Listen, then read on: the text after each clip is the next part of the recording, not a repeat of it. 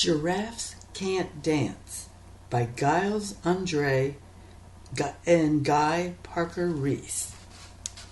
Gerald was a tall giraffe whose neck was long and slim, but his knees were awfully crooked and his legs were rather thin. He was very good at standing still and munching shoots off trees, but when he tried to run around, he buckled at the knees.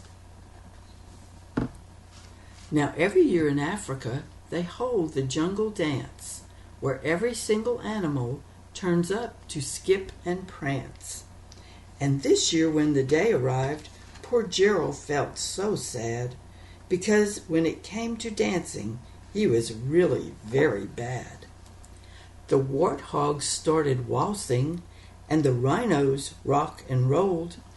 The lions danced a tango that was elegant and bold. The chimps all did a cha-cha with a very Latin feel, and 8 baboons teamed up for a splendid Scottish reel. Gerald swallowed bravely as he walked toward the floor, but the lions saw him coming, and they soon began to roar. "Hey, look at clumsy Gerald," the animals all sneered. "Giraffes can't dance, you silly fool. Oh, Gerald, you're so weird." Gerald simply froze up.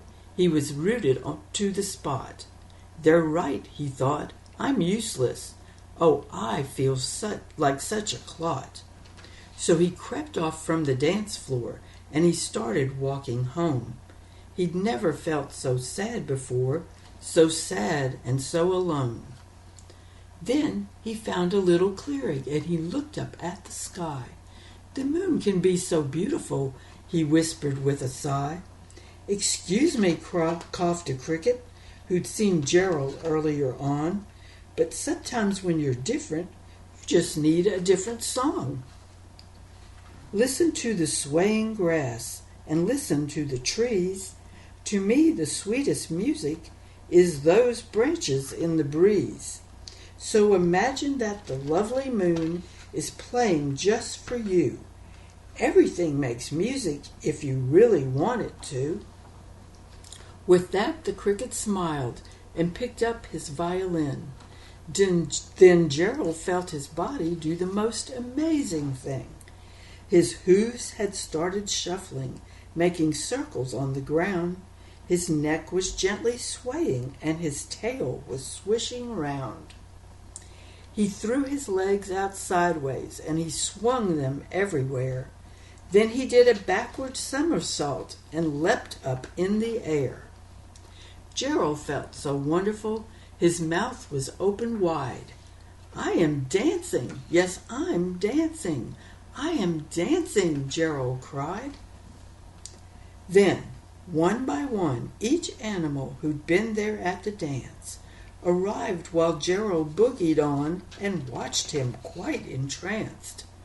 They shouted, "It's a miracle! We must be in a dream!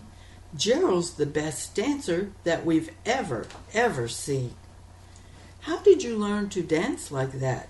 Please, Gerald, tell us how." But Gerald simply twirled around and finished with a bow. Then he raised his head and looked up at the moon and stars above. "We can all dance," he said, "when we find music that we love." It's a very good book. I enjoyed this one and hope you did too. Have a great day.